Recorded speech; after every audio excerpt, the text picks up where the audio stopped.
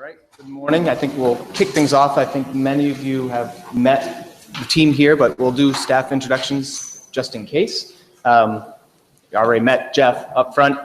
Say hello. And Tyler in the back, as you just met. Let's go through the list here. We got Joan Talmadge, Becky Fisher, Lauren Binder, and Elizabeth Whedon, many of which you probably have spoken to on the phone, so now you have a face to go with the name. And Taryn Quigley at the desk over there, who you may also have talked to. She and Becky man the office here in Brewster, and the rest of the homeowner staff is in our main office in Wellesley. Why don't we get started with our presentation? Usually we kick things off with a few stats. Every year we present stats, and really multiple times throughout the year we're presenting a lot of the stats, a lot of the data that we collect. And there is a ton of data that we have available to us that we're trying to recognize. What are the trends? Trends from booking numbers, booking rates and rental rates, really the primary numbers that you're interested in and impact you as you set up your plans, your marketing efforts for your rentals. In terms of the two numbers that I'm going to present today is one on the booking rates and the rental rates. We look at this every year and see what direction the rentals, what direction the bookings are going in. In terms of the booking numbers overall, year to date, over the last year, we saw a modest increase in bookings on the Cape and Islands, and these are bookings that we judge based upon the calendar activity that you set up and the calendar activity based upon when those weeks get set up, they're open, and then they get booked. You need me to speak up? Can everybody hear me in the back? Okay. I'll try to speak up. In terms of the percentage, what we saw for season to date on the Cape, we were up booking wise 2.6%, on the Vineyard 2.9%, and on Nantucket 1%. So general modest increase over the past year. The summer weeks were slightly down. Cape was under 1%. It was 0.8%. So slightly matching 2014, slightly below. The Vineyard was down 3.6% and Nantucket down 7.4%. With that being said, what we did see and what I hope many of you experienced was the increase in the off-season, the shoulder seasons. The end of the spring, the last 5 weeks of the spring, say Memorial Day on through the end of June, we saw a huge increase. Every region, Cape, Vineyard, and Nantucket all saw increases above 15%. Vineyard and Nantucket saw 18% each. So huge increases towards the spring. The fall, same thing. I think fall has, for the last few years, has seen big increases. This year was, for the Cape, 1.5%, and the Vineyard in Nantucket saw 10%, 8% for the Vineyard in Nantucket for the fall seasons. In terms of the rental rates, typically we see increases in rental rates 2 to 3% per year. This year, as you set up your listings, we tracked what the rental rates were, and the Cape saw just about 1.7% increase. So general trend is there for an increase.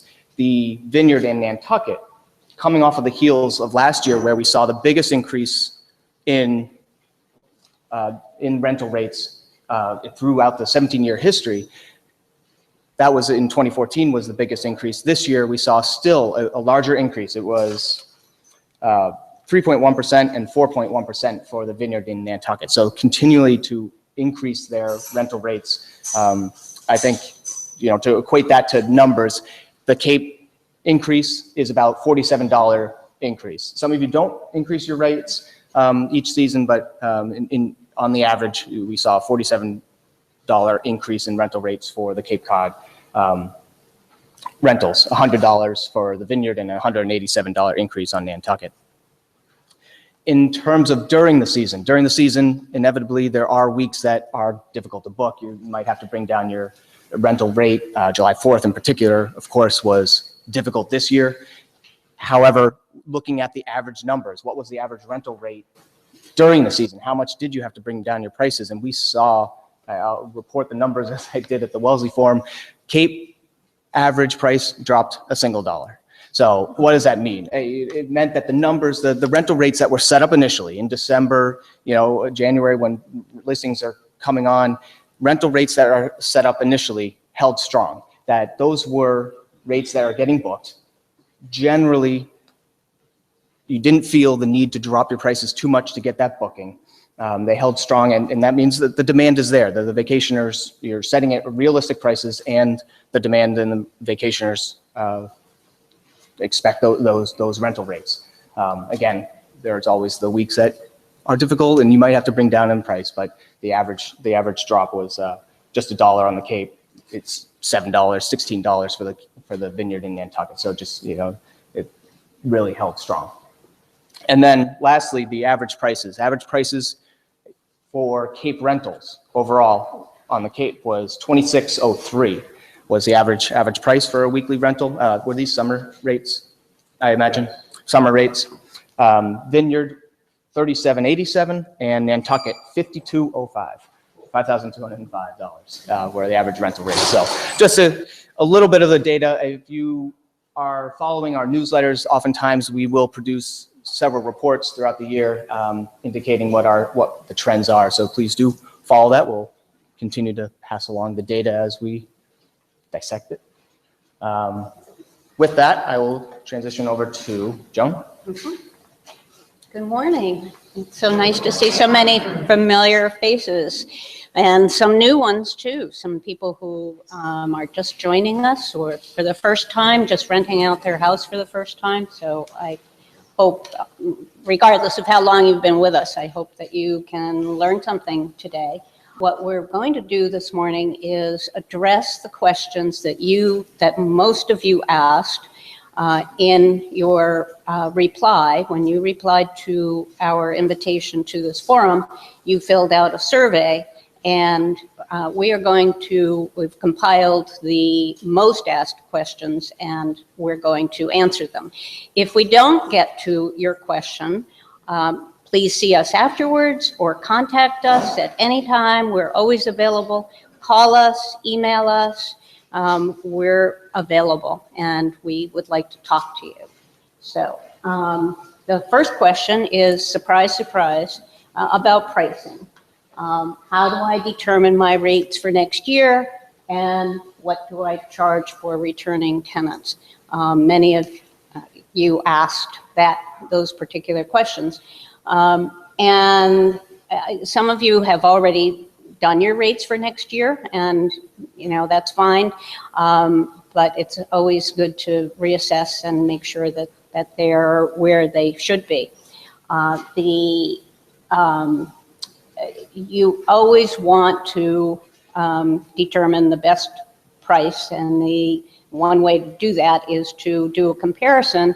Go to our search process and put in what you have in terms of your number of bedrooms, number of people you accommodate, the distance to beach, the amenities, see what comes up, and don't just do your town. You could do your town first, but do an entire area, because there are a lot of vacationers who don't care where they go on the Cape, or they've never even been to the Cape before. So they may do a wide search, and they may select several towns, or all of Mid-Cape, or Upper Cape and Mid-Cape. So that's your competition. It's not just your neighbors, and it's not just your individual town. The other thing is repeat renters. It's always nice they're the best renters to have. They like your house, they take care of it, and so we all that's our goal, to get as many repeat renters as we can. And one way to do that is to give them a little incentive. If you go up in your price, you may offer them the chance to repeat and sign up again at the last year's price. But you don't want to continue to do that, and give them the price that you charged 5 years ago, for instance. You want to keep pace with them, but give them a break. It's just one way to get them to sign up early and commit and say they're going to come back. Jim mentioned tiered pricing. Last summer was really hard for the July 4th week, and actually the week before and the week after, because July 4th fell on a Saturday. And that meant a lot of vacationers didn't want to arrive on July 4th, and they didn't want to leave on July 4th. So there were a lot of homeowners who contacted us and said, I'm hurt. I haven't gotten the rental yet. So you do want to be sure that this year it's on a Monday, July 4th. So that should be a little easier, I would think. But we found that the last couple of weeks of July and the first couple of weeks of August, you could probably rent many times over. Is that right? Are you finding that? It's the last couple of weeks of June when school is out later and kids are going to camp. And then the last couple of weeks of August, because kids are getting ready to go back to school, those are more difficult weeks. So when you're pricing your home, it's not a bad idea to have a summer price for the peak season, but then tier it so that you have a slightly lower price at the end of June, maybe even going into and up to July 4th. And then at the end of August, again, having a slightly lower price. And then in September and October, of course, lower than that. And a lot of people ask about fall and how do I get fall bookings? It's all about supply and demand. There are so many rentals available and far fewer vacationers who can take a week. Most of you rent to families, and families, kids are back in school. So especially if you have a larger house. So one thing you could do is reduce your minimum stay. A lot of people can come for a long weekend and they don't mind paying a higher price and higher nightly price. They just they can't rent for an entire week. Sometimes they're coming for a wedding or another event and just need a nice place to stay for 2, 3, 4 nights. So that's one thing you can do. If you are still have questions about how to price your home and you've done a search and you still are I'm not quite sure, you can hire us to do a complete competitive analysis. We'll have a conversation with you. Then we'll do our research and come up with comparables and suggestions for you. We'll have a suggested price. We'll also give you suggestions about your listing, and then have another and send you a full report, and then we could have another conversation. So we've done that for a number of people, and we're really happy to help you do that. At some point, it becomes cheaper for someone to buy the whole week. Mm-hmm. It does, but it's a mindset. There are some people who they say, I don't want to pay something for something I'm not going to get. So I don't want to pay $2,000 for the week, but I don't mind paying a high, I don't know what it would be, but a high nightly price for 3 nights. What you have to decide is it worth it to you? You've got cleaning costs and you don't want to give it away and have all that extra work. So you have to decide what nightly price would grab people and tempt them to take it versus what are you willing to accept, because at some point it's not worth it to you. Anything else? Okay. Good morning. As Jim introduced me, my formal name is Elizabeth, but many of us, many here call me Beta. So feel free to call me either Elizabeth or Beta. As Jeff, one thing I wondered is that to encourage you guys to ask questions, as Joan asked at the end of each or during whichever question we're on, feel free to ask questions. But any general questions, just try to keep them to the topic that we're discussing at the time. Let me just add, give Tyler a minute to get to you with the mic, just for the sake of the live stream, so they can also hear the question. So raise your hand, we'll point you, you'll see a mic in your ear, start talking. Thank you. So I get to talk to you guys about guest reviews.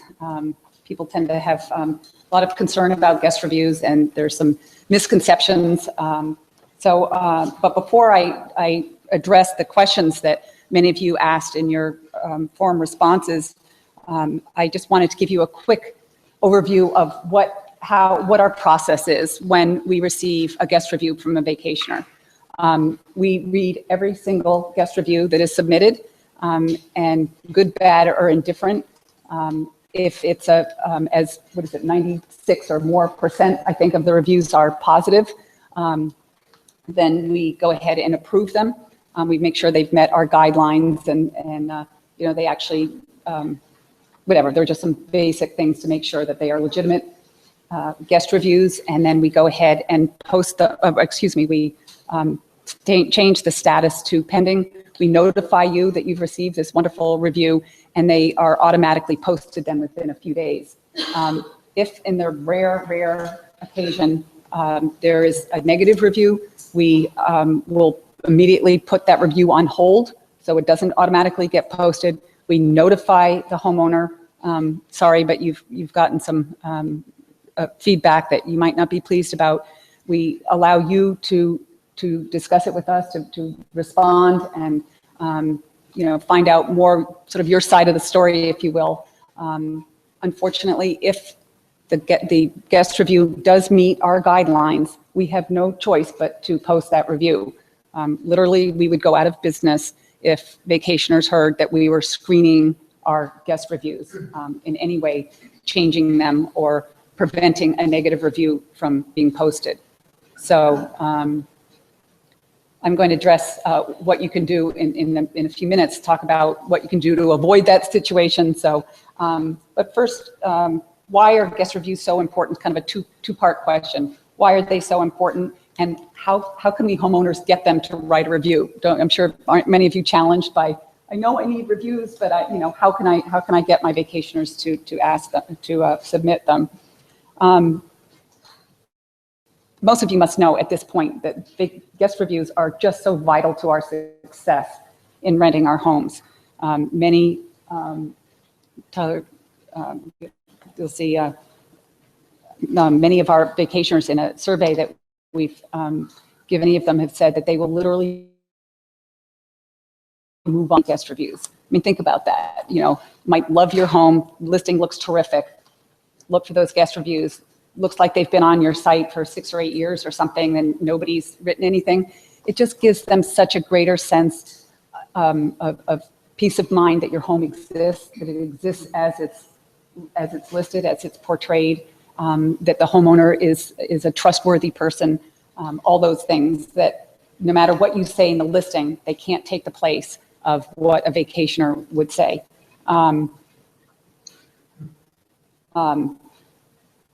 The other thing is, if on the off chance, and again, it's a very small fraction of vacationers who will write a negative review. One of the most difficult things for Joan and me when we get a negative review, we go tentatively to the listing and look and see if they have any other guest reviews. And if you get one negative guest review and you have no other reviews, boy, if you don't write, that thing is going to stand out like a sore thumb. But if you've got 6, 8, 10, 12 lovely reviews and you get this one negative review, it gets kind of hidden. I mean, and you write, the other thing is you write a nice owner response to the review. It just totally mitigates the whole impact of a negative review. So you've got to get those positive ones so that just on the off chance, you may run into somebody who's difficult and give you less than a positive review. We always recommend that you try to get as many as 2, doesn't sound like that many, but do at least try to get 2 or 3 a year. That seems easy. In some cases, you can get a lot more than that. But many times, I know I had a harder time this year because I had a whole bunch of repeat tenants. And then if you have somebody who takes your home for 3 or 4 weeks and for whatever reason they don't rent, well, we don't have a lot, we're not like a hotel where we have constant volume in and out of our homes. But if you can just try to get 2 or 3 a year. Yes, somebody had a question. Oh, sorry. Yes, this is our first year renting in a long time. So we have no one to ask for a review. Do we state that in our description first year, or do we just ignore it? It does state on your listing, all listings does have an automatic thing that you guys don't need to worry about. It says the time active on our site. So they can see that you're a relatively new listing and not expect that you would have a lot of reviews. I've been for a long time a client of you folks, and it's been wonderful. There were a couple of summers that I did not rent, that I was here, and this summer is one of them.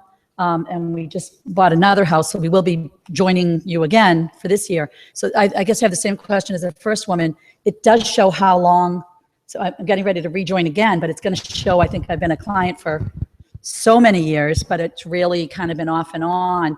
And I'm the same as the second question over here. I have a guest book filled with great reviews. I didn't know we could go ahead and enter those. So that's good. You sure can, but I will tell you that I've removed my guest book. I have literally taken it out of my house. Okay, so they don't do want that. people Right. taking the time to enter a review in the guest book, and who sees that? So Who sees the guest book? can I contact, People already in your home. can I contact prior people that rented from me years ago and say, hey, can you go back on and do it? Absolutely. Okay, Sure, you that'd can help. invite them Okay. What we did, this was our first summer up, is, and we had no one asking about our place because we had no reviews. We got some June weekend rentals in there and got 2 different parties to write reviews on the weekend rentals. And Good for you. boom, all of a sudden we had the whole The summer. first most important thing, of course, ask them. I was going to write, there's a graphic we have anyway, I can just read it to you. 61% of vacationers said that they're more likely to write a guest review if they've been asked by the homeowner. What we find is, I love it because it's easier for me too. It's a form that you can access right in your listing that enables you, it provides a template for you, enables you to just, all you have to do is input their email address and first and last name. The template is there. Please provide us with some feedback. The most important thing about it is that it has a link at the bottom, a write a review button, really. And all they have to do, they get this email from you. It includes the first picture from your listing. So it's instant recognition. They scroll down, they click on that button. First of all, they're also sitting at their laptop or on their device or whatever. A lot of times people ask them as they're walking out the door and they're about to get in the car and they just don't. Life happens in the meantime. This request feature, or even if you want to write your own email, is fine. But this request feature really makes it easier. It tracks it. If I go, oh, did I remember to request a guest review? It keeps, there's a history too. I don't know if you noticed that. But the most common cause of a negative review we find is about issues of cleanliness. We all have different ideas of what's clean. We can talk about that alone for 3 hours. But just be really careful that you have a good cleaning service, that they're really doing their job. And, things happen with cleaning services or just anybody's human. There can be problems, but do whatever you can to address it and make sure you just provide a really clean home. The other issue that often can cause problems are those regarding the security deposit. I don't think homeowners realize how anxious vacationers get about getting their security deposit check back. What I tend to do is, believe it or not, get that check back to them. They check out on Saturday. I try to get the deposit back to them on Monday morning or something. And then actually, talking about the request form, I've edited my template to say, I've just put your security deposit check in the mail to you this morning or yesterday, whenever. So they immediately, before they even think about writing me a review, they are aware that their check's on the way back to them. So even if your lease says, as most standard leases, and if you use ours, say you have within 30 days to get the deposit back, do it sooner if you can. Why wait? A lot of people say, well, I have to check the house to make sure it's in the condition it was supposed to be and so forth. And Joan, I think you're going to wait for a bill or something. The problem is people are coming into your home presumably the next week. You've got to, if there's a problem, you really need to, you're going to be talking about this later maybe, but you really need to be able to document any issues if you're even thinking about retaining some of that security deposit. So waiting for a month, if you're going to be holding the security deposit back, you've got to be letting them know usually within like 24 hours or something. So get those security deposits back. The final piece of advice that we give to avoid a negative review is a little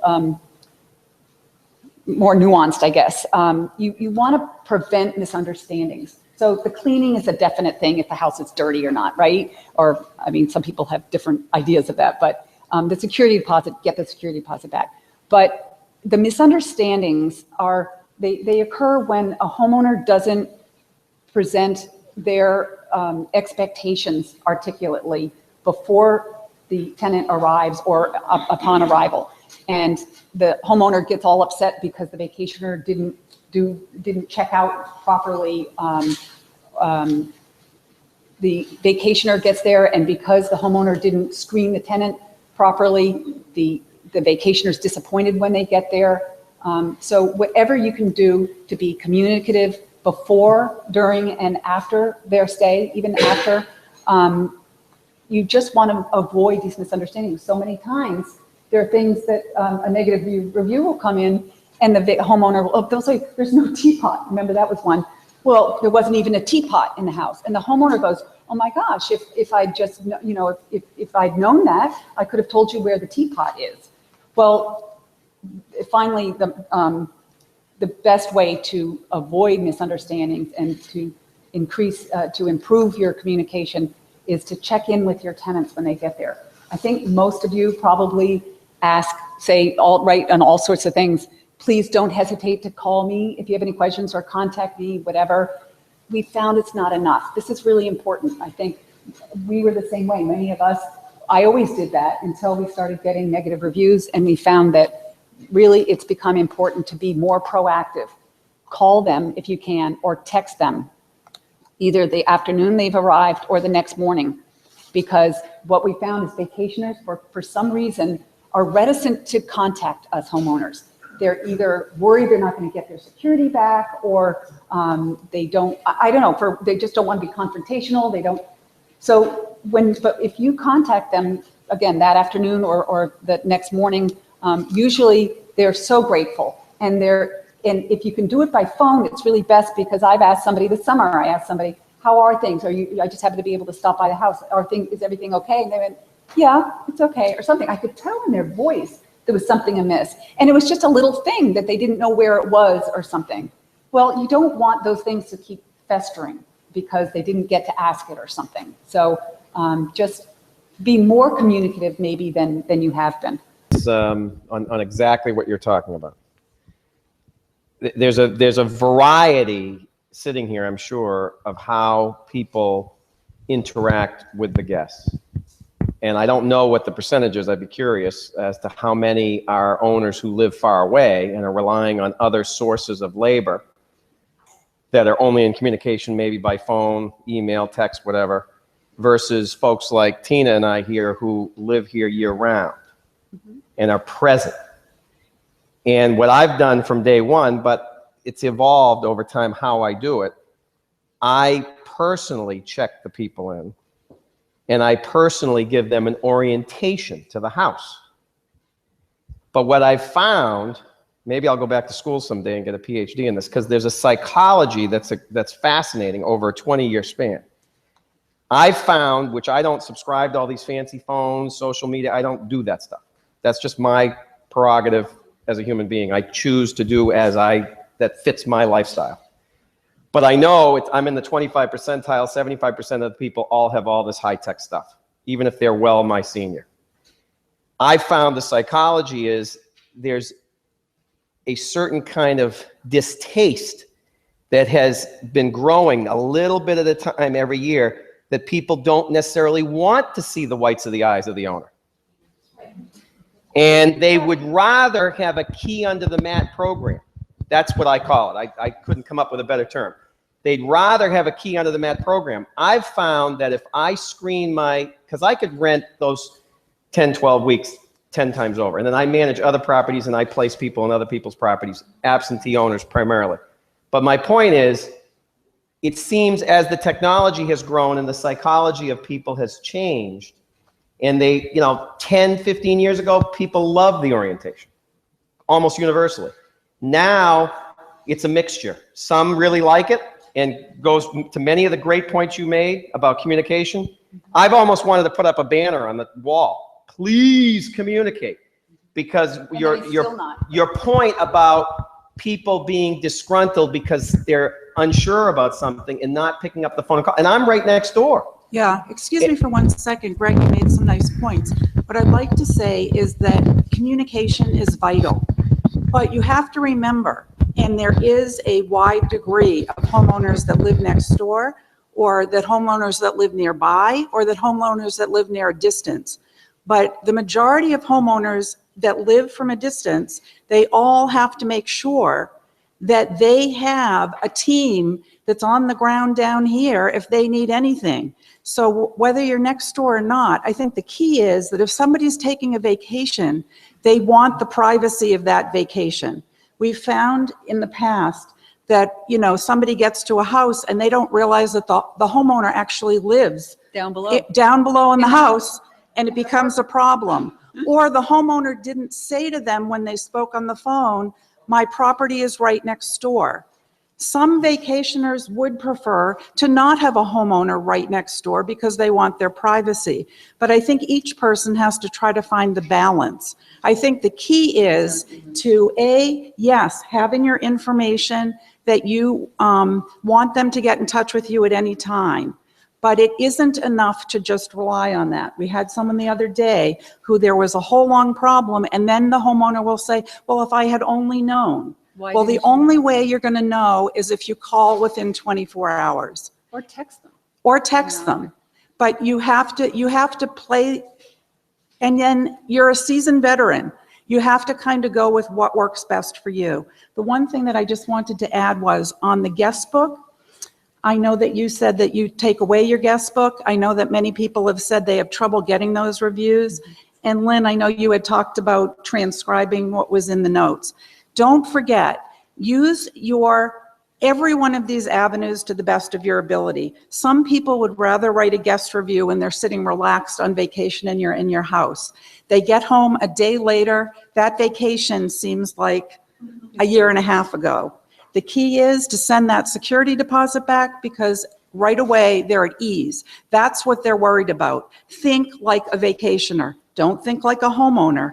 What are they thinking? They're thinking, I want to make sure I got my money back. Why are they intimidated to call you? Because maybe that light that's not working, you're going to think they broke it and not the person that was there the week before. They don't know you that well, so that's why you need to ask and make them comfortable to get in touch with you. If you've made that connection, it'll avoid the problems down the road. But take the guest review, a note, an email, a text that somebody sends you, put it in the guest review request form. Put it right in there, pop it back to them and say, I appreciate so much everything that you said about my home. Would you please copy and paste it into our form? And then it will go up as a vacationer review, and then they can give you star ratings. Thank you for mentioning that. Does everybody understand that? Yeah. So the whole gist of what I'm talking about is, how do you diplomatically communicate to people? Because you're speaking from experience, and that if you do the orientation, what I would argue, based on a lot of evidence over many years, is that in-person touch and my close proximity, if they need something or if something goes wrong, versus the absentee model, which people can build good infrastructure on an absentee model, but they got to build it, and it's iffy. And they do. So my point is, how do you communicate to a vacationer, hey, you know, over all these years, this orientation has proven to be extremely helpful. That they don't see that after they've done all this driving and everything, but at the end of the day, there's value, because all that, showing them the appliances, all the idiosyncrasies, where things are, giving them that personal touch and that extra communication, even though there's a little bit of inconvenience when they first arrive to do that, over the long haul of the full week or 2-week vacation, there's benefit. So how do you get them to see that? I think what you need to do is make sure that you all have welcome books. This brings up that every single person, whether you're next door or not, you have to think like what your situation is. And I think whether you're doing that with them or you're not, you have all of that information at their fingertips. I think if you have a book at home and it welcomes them and it tells where every single thing is, I think you send them your letters the week before they go or 2 weeks before, remember to bring this, or this is what I supply. I think it will really help. I think there was one other question, and then I think we have to move on. Yeah, I actually do that. I have the welcome book out, and it's like a Right, manual it to the makes a house, big and I email it difference. to them ahead of time, and I keep Right. it in the house.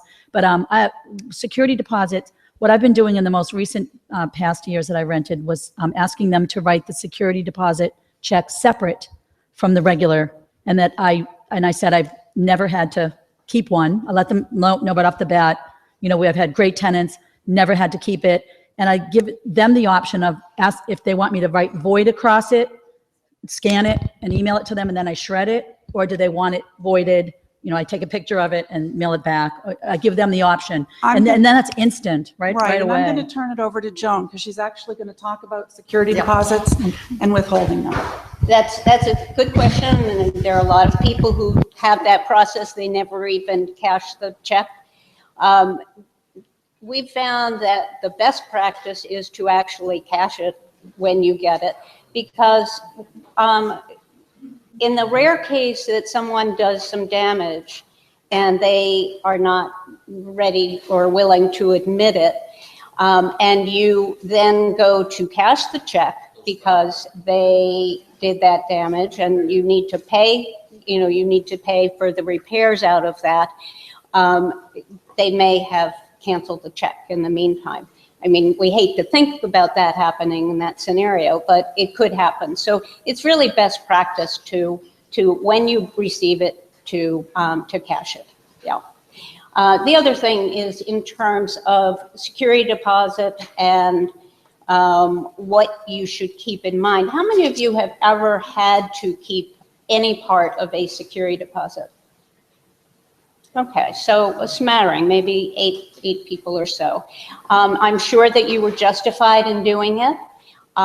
We all, as homeowners, we're all homeowners. We have to expect normal wear and tear. We get back to our house and in September, and I notice stains on carpets and some marks on walls and stuff. That's just part of normal wear and tear. We often tease that our own family created more damage than our tenants did, and I think it's still the case. But you just have to expect that is going to happen. Things, during the course of a summer, people move around in a house. They move suitcases, they mark walls and stuff like that. It's the intentional or the real serious, damage that's done, or extra cleaning. So beyond the normal wear and tear, if you really feel that you are justified in taking something out of security deposit or withholding the entire amount, just be sure that you let them know right away, get receipts or estimates. Don't wait and think to yourself, well, I have to get the estimate first before I can tell the tenant about it. Tell them right away, as soon as possible, even that day if you can. And then send all of that in writing. You can notify them by phone or text or an email, but get everything in writing as soon as possible so that you have everything on record. And just be sure that you are prepared for some possible repercussions. We found that some people were very happy with their rental and they would have written a wonderful review, and the owner kept $25 for something that, was kind of marginal, and the tenant would get angry and it could result in some negative repercussions. There were things that could have been considered, one time particularly, 2 wine glasses got broken. It was a rowdy party. And I didn't charge them for that because it happens. Yep. But there are times that I've wondered, should I make this an issue or not? And I usually don't, because I consider it wear and tear. Yeah. Yeah, And I quite frankly don't really know what I would charge people for. right, right. Tenants cannot threaten you with a negative review and say, well, I'm going to write a negative review if you don't give me my security deposit back. So, you know, if you do due diligence and do keep track of everything in your invoices, you will be okay. And just this is an aside, back to guest reviews. I just wanted to give a shout out to two people who have quite a few reviews. Joy Bellarosa, where are you, Joy? Has 29, and Tina Cobb, way back there, you've got 24. So good for you both. How can I set my listing apart from my competition? Somebody asked me this morning, so what's new? What's the biggest challenge for homeowners these days? And I said, well, we got to up our game. I mean, each year, vacationers are expecting more. Digital photography has changed the game. Your listings need to be as strong as they possibly can be, because you know what? The person down the street, their listing is. And so if your listing falls short, it's going to hurt you in terms of the inquiry. And so we have numerous ways that we suggest that you do this, and I can't go into all of them this morning. There is information too back here about a lot of the topics we're talking about, and we would really encourage you to go to our homeowner blog if you haven't, because we've written like 150 blog posts about everything we're talking about today, and you can search the blog for guest reviews, security deposit, anything, and there'll be tons of information. So I just want to mention that too. But I'm talking about pictures mostly today, because I am the picture lady. You may have heard that we do offer a photography service. Joan mentioned the consultation service, and we also offer video services. And there are many of you here whose homes I've photographed, and it's really my favorite part of the job. But we just want to point out that when we poll vacationers and ask them what's important, how do you judge a listing, what do you look for, what's most important, 56% of vacationers say that they will not inquire if a listing's pictures are crummy. And so you just need to look at them. You all love your living rooms, you love your kitchens. Look at them as objectively as you can. Are you really showing off that house, that room, to its full potential? Are the lights on? Is it a bright day? Are the beds made? Little things. Are there fresh flowers on the table? Little things like that make a world of difference. We've got a couple of quick examples just to show you. These are two homes that I photographed actually on the vineyard. You can see the before and the after. When I go in, you know, I set the table, I make it look as inviting as I can. I mean, these are all things that you can certainly do yourself.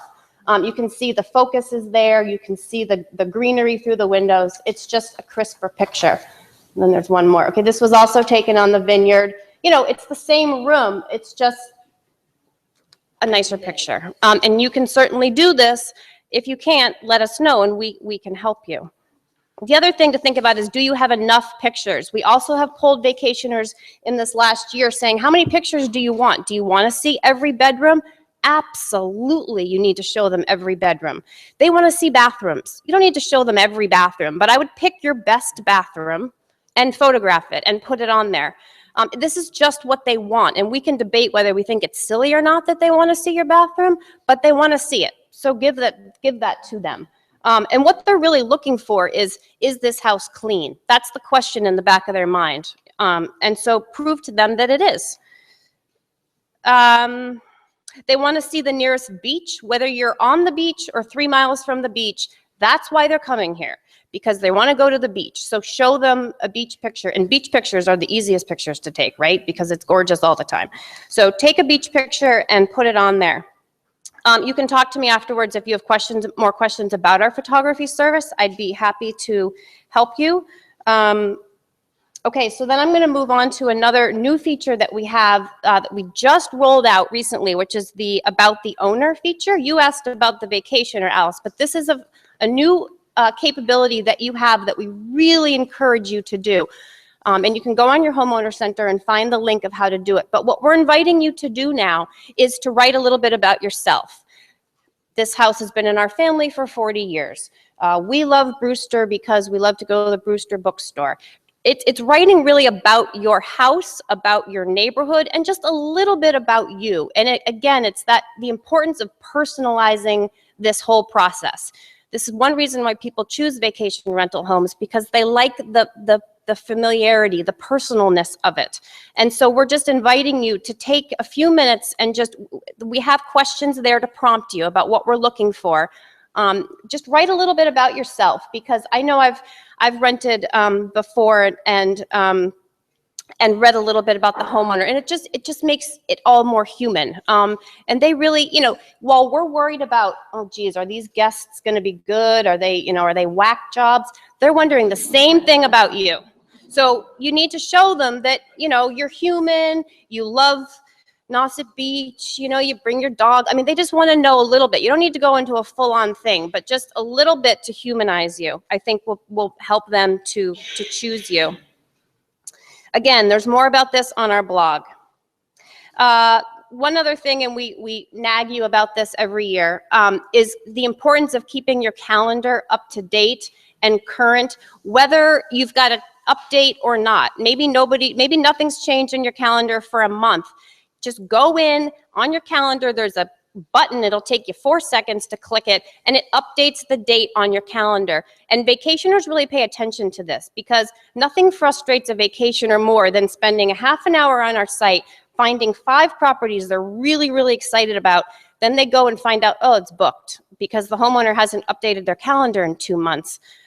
Even this time of year, we recommend that you update your calendar monthly, and then certainly as we get closer to the summer, weekly, because it really is a friendly thing to do for vacationers. The last thing I'm going to talk about is my other role that I have really with We Need a Vacation. And again, Taryn and I are here at the Brewster office. I live in Brewster. The social media component. We spend a lot of time promoting your listings and our site in general on social media. We're on all the major social media sites. We're posting daily on most of them. We're posting information about Cape Cod. We're really promoting the area, as well as promoting vacation rentals, as well as promoting our site, and even drilling down to you. And as a side note, one of the advantages of having me take your pictures is we use your properties to promote, and then you get a little extra recognition for that. But so I just want to let you know that we're very active on social media. There's a little bit more information in your packet. If you have questions about how to promote your own house on social media, Facebook, whatever, let me know, and I can help you with that. Because there are smart ways to do that, and there are not smart ways to do it. I mean, there's a real etiquette on social media, and I can help you with that if you need it. I will leave you with one stat. A few months ago, we can look through our analytics, and we looked for the top 20 homes on Facebook and Pinterest, homes that were your homes that were most prominent on those 2 sites, which we think Facebook and Pinterest are the 2 smartest places for you to be if you're going to choose where to promote. So the top 20 homes from Facebook had their calendar booked 80% of the summer. This was like in last spring. This was early on, and 20% of the top 20 homes that we found on Pinterest were booked 95% of the summer. The point being, those that really got out there, putting their pictures on there, promoting their homes, you're reaching a whole different audience, and it works. So again, I'm happy to talk with people more about that if you're interested. Any questions about all those things I talked about? The photography service, the new Meet the Owner, or social media? It is a very common question. Wouldn't we all love to rate our renters like homeowners do us? And the time may come when we do that and have that ability, which we don't now. Very few renters start out determined to be a bad guest. It's just the way it is. I mean, things happen. And so to label someone, stay clear, have a list of these people. Again, it may come to pass that we you will have the ability to rate them. And the reason that we would do it is for vacationers to gain a good reputation so that they can assure you that I've rented before, I've been a great guest here, and here's the background here. But of course, the downside is that some vacationers would get a very bad review by a homeowner. There are a lot of repercussions. There are a lot of things to consider here. We have thought about it.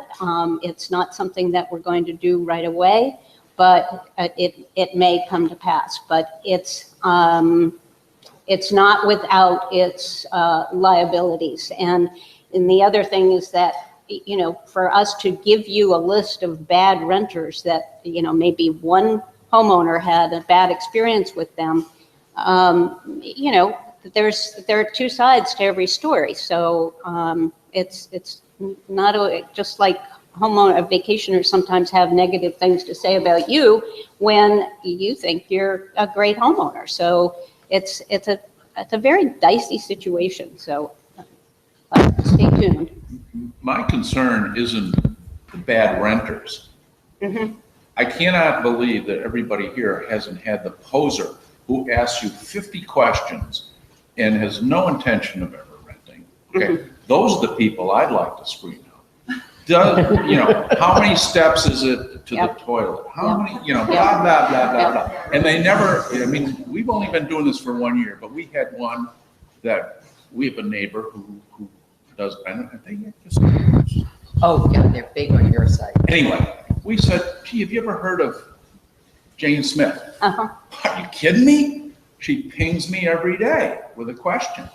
So they're on our personal blacklist, okay?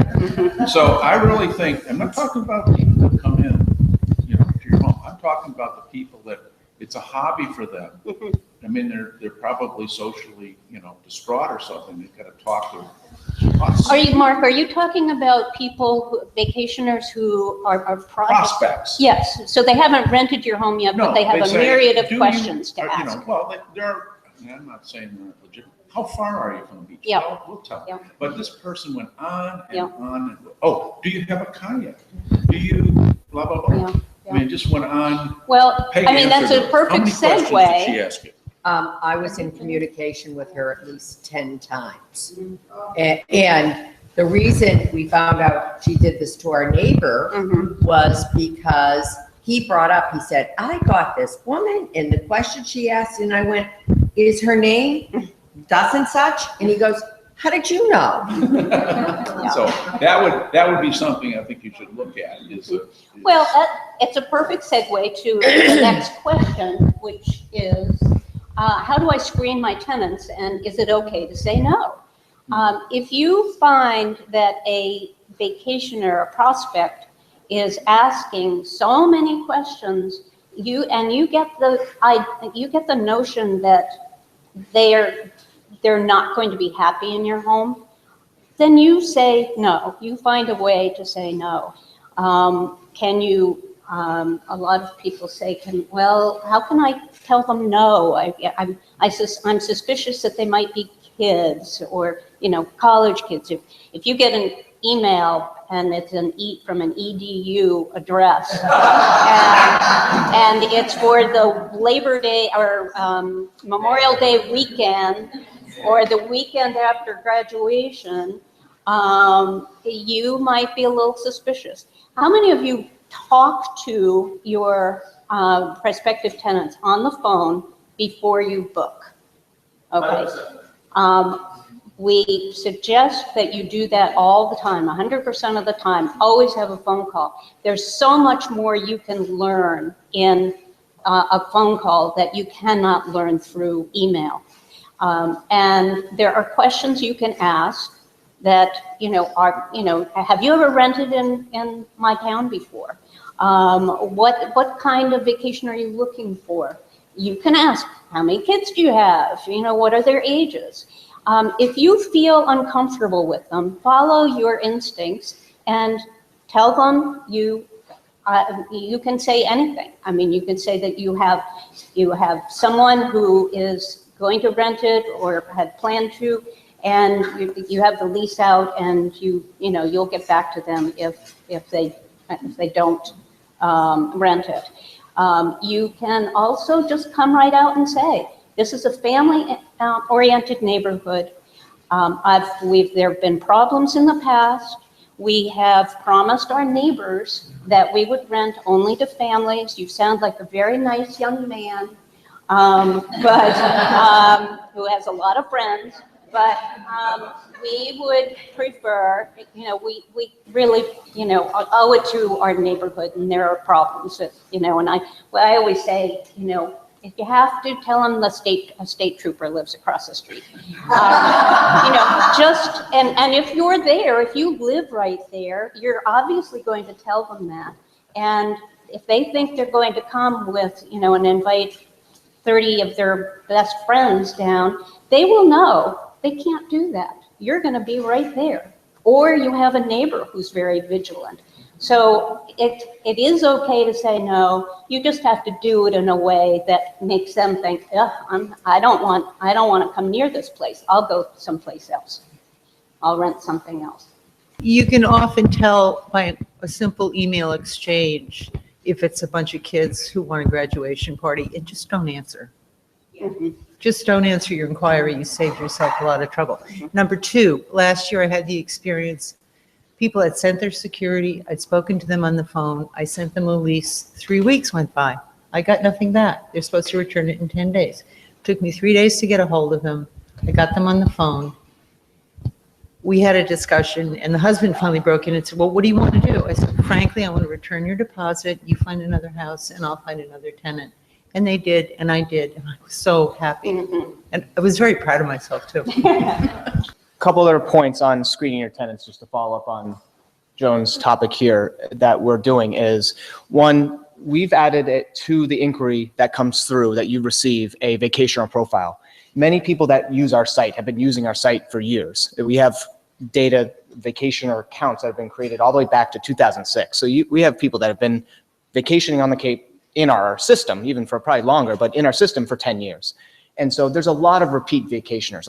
Most of our vacationers come from New England. So it helps to build the trust that your vacationers often are coming from New England. They often are repeat, maybe not to your home, but repeat vacationers. They know the Cape or the islands. They know how the rental process works. And so on the inquiry that you receive, you'll see a vacationer profile. It'll say this account, this vacationer was created such and such date. Oftentimes you'll see they were created the day they sent the inquiry, but other times you're going to see that this person created that account in 2006, 2010. They're likely, and you'll get that when you talk to them, but right off the bat, you'll see from the inquiry process, am I dealing with somebody that's been to the Cape and has used our site multiple times? And it's just a little bit to help know who you're talking to before you even respond to them. So that's the vacationer profile. And then the other piece that I think we've debated whether to take off the requirement or not when we've left this on is the phone number. Because it's so important to make that phone call 100% of the time, the phone number is a requirement before you send an inquiry for a vacationer. What's the point in sending an inquiry if you just have to go back and forth over email, and then you have to ask them for their phone number and whether they want to disclose that? If they're interested in renting their home, they're going to send you their phone number. And so we make that a requirement. And I believe that you can go to some of the other sites, rental sites, just plug in an email address and say, is your house available? And who are you talking to? You don't know. So I think the phone number is a huge piece, and it's a huge piece that I do believe is required on our site and not many other sites that I'm aware of. In terms of how quickly do you respond to an inquiry, how many people here respond, say, within 24 hours of receiving an inquiry? Okay, good to see that number. Believe it or not, there is actually, through our survey, got a response back that 75% of the people believe that. They are expecting fast response times. I'm actually, I would think it might be even higher, but I think as the trends go on, vacationers are expecting quick response times. 10% of the folks said 2 to 3 hours. Now, of course, there's times where you're just not available. You might get that inquiry in the middle of the night. So of course, you're not going to respond 2 to 3 hours. But the idea here is vacationers are inquiring on multiple properties. Rarely do they inquire on just one. And the average comes out to be two or three inquiries are being sent, but some are sending 5, 10, 15. And so if that happens, you want to be quick to respond. And it's all for your benefit to be one of the first to respond and try to get them on the phone, or at least answer the question depending on what type of inquiry it is. Sometimes they're just intro inquiries, other times they're more serious inquiries. So how quickly do you respond could make a difference in booking that home.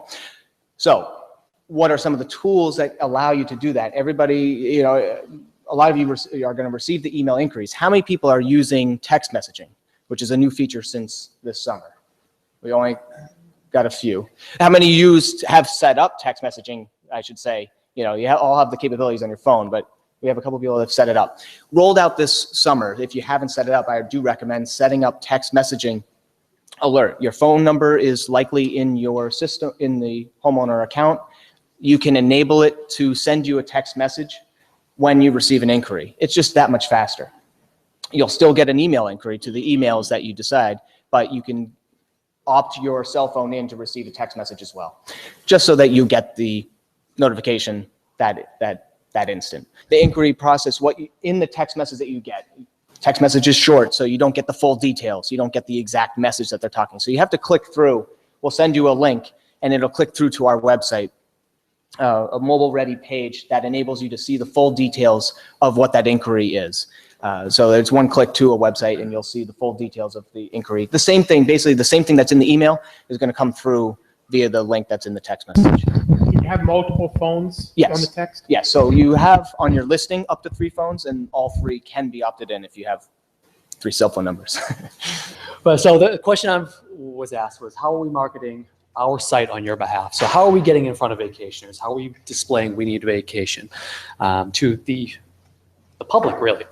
So with that in mind, last year, actually at this forum, we announced that we were putting together a brand new website. We were launching a new website, which we did right at the end of the year. It was mobile responsive. People can see it everywhere. They could see it before, but now it just works even better on mobile and on tablet as well. We also launched a new campaign called the Get Back campaign. That's get back to Cape Cod, get back to Martha's Vineyard, and get back to Nantucket. Now, just to kind of set things up, we'll actually showcase the Get Back video that we launched things with right at the beginning of January, so you can get a decent idea.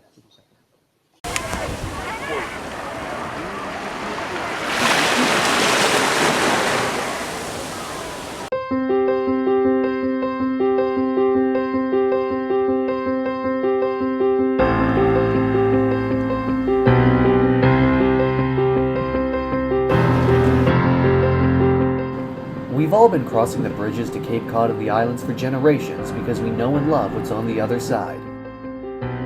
It's long walks on a sandy beach or lazy Main Street strolls. It's the quiet of a kayak through the marsh. Or the excitement of seeing a seal. It's the magical ferry rides to Nantucket or the Vineyard. It's family. It's tradition. It's relaxation. It's a return to that uniquely safe, comforting, fun experience that restores our souls. Every day we're here, welcoming you as you discover and rediscover this mystical and enchanting place. We're the lovers and stewards of the Cape and the Islands. We're your navigators and neighbors.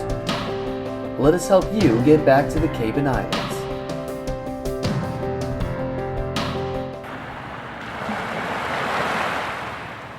So, thank you.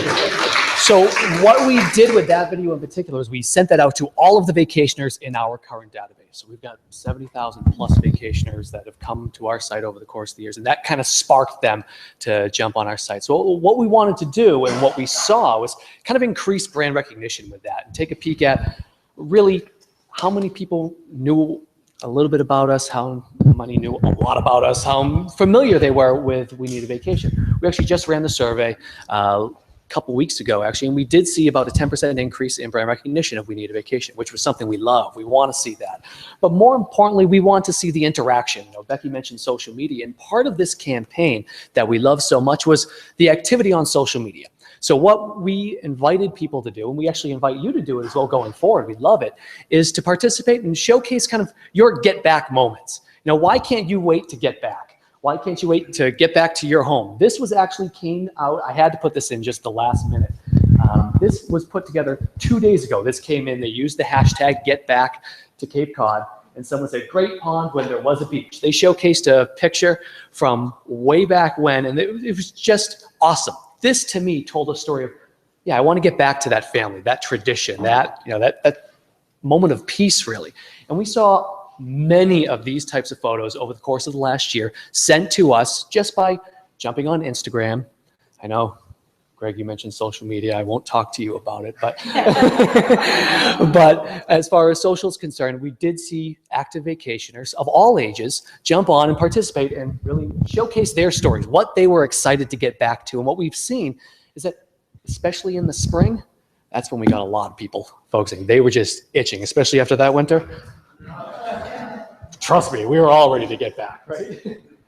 So I'll focus now on some of the other things that we're doing to generate and get people to our site. We showcase your home. So what we've done in the years past is, we want to showcase, we need a vacation. Obviously, pretty pictures of beaches. We still do that.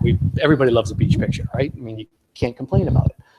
But what we're doing now is we're showcasing your homes a lot more in email, in our blog, on social media, as Becky mentioned, in advertising, as well as our contest. So I'll start with email in particular.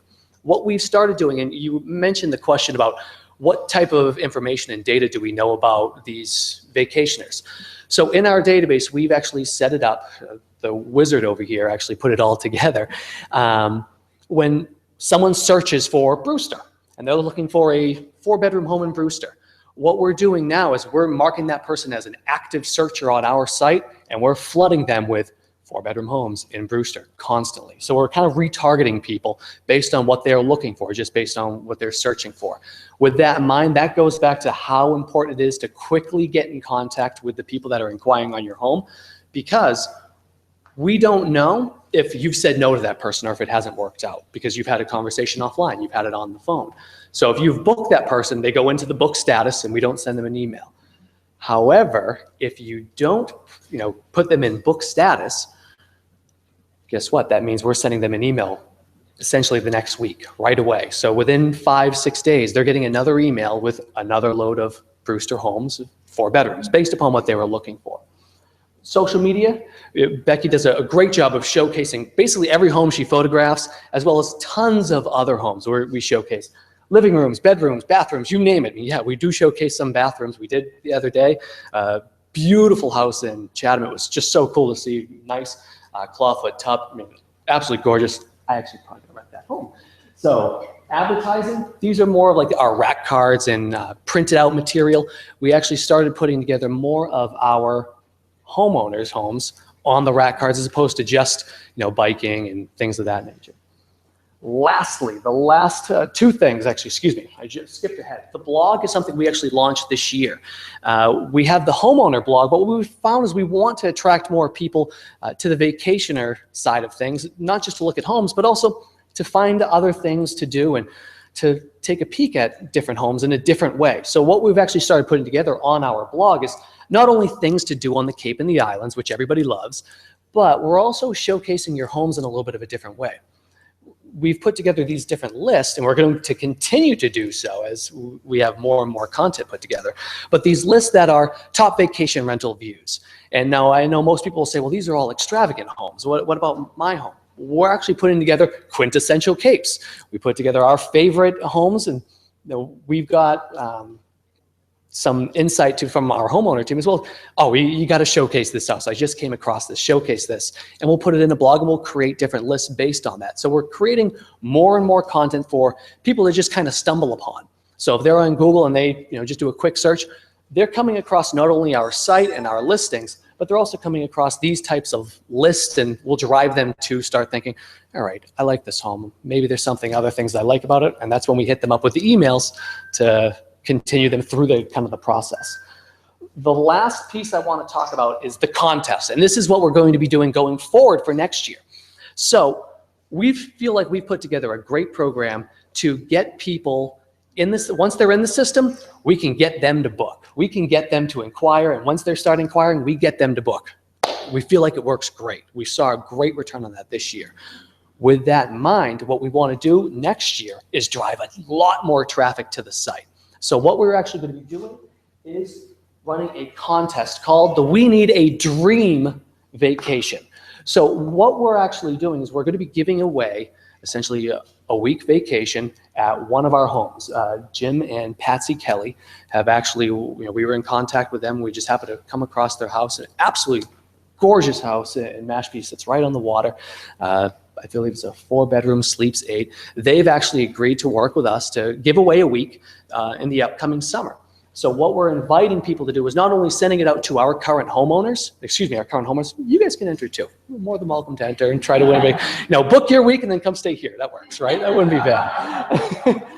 But with this, we're inviting all of our current vacationers, and there's a social component to that. So when they go ahead and say, oh, yep, I entered this, I want to win, we're also inviting them to get another entry into it by sharing it with their friends. So they're actually getting 2, and hopefully that spreads like wildfire. We're also going to be pushing this out to external sources like Boston.com and things of that nature, different emails, to try to drive as much traffic to the site as humanly possible to get them into that system that we were just talking about. Once they're in, we feel like we've got a great enough system already built up that we can, in fact, get them into that booking process very quickly. So that's an idea of what we've been doing over the course of the last year and what we're going to continue to do, and obviously looking into more newer things for the upcoming year. So that's a quick idea overview of it. With that, I'm actually going to hand it back over to Joan, and if any questions, feel free to ask me at the end as well. The last section is about the odious topic of the lodging tax. You probably know that in Massachusetts, hotels, motels, bed and breakfasts, and inns must pay a 5.7% tax to the state.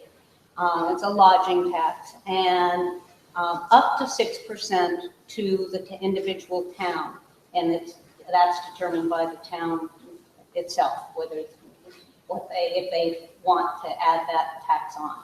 So essentially, almost a 12% tax is what they pay.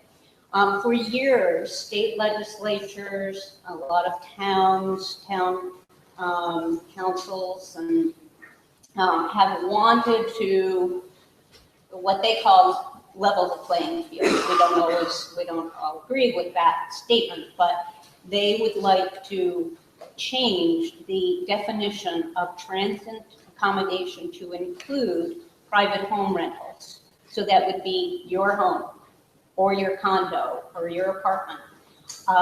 And so they have been for years putting forth bills into the state legislature. They've been submitting them to get this passed. There's never been a political will, and the bills never went anywhere. This year, we're seeing a change, and a lot of it has to do with the fact that there are many apartments in Boston that are being rented out, or rooms rented out, and so a lot of the, especially the legislators in the Boston area, would like to see this kind of legislation passed. There is in fact a bill that was submitted by Senator Dan Wolf, state senator for the Cape and Islands, to that effect. In addition, Senator Wolf and Sarah Peake, a representative from Provincetown, had submitted bills for what they call the home rule petition for the towns of Provincetown, Wellfleet, Truro, and Brewster to allow those towns to levy a tax of up to 6%. So in other words, if this is passed, and it's not a sure thing by any means, but if it's passed, if you have a home in any of those towns, you would be responsible for collecting that tax and sending it, filling out the forms and sending it to the state. If it's passed on a statewide basis, then everybody on the Cape and Islands, everybody in Massachusetts who who rents out a home for 90 consecutive days or less, so a vacation accommodation in essence, would be responsible for collecting that tax.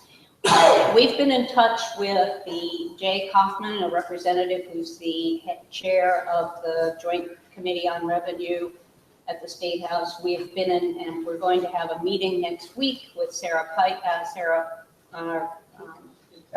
Alice Pike, who is our local representative where we live, and she's going to go over, I mean, she was on this committee years ago, and she's going to fill us in.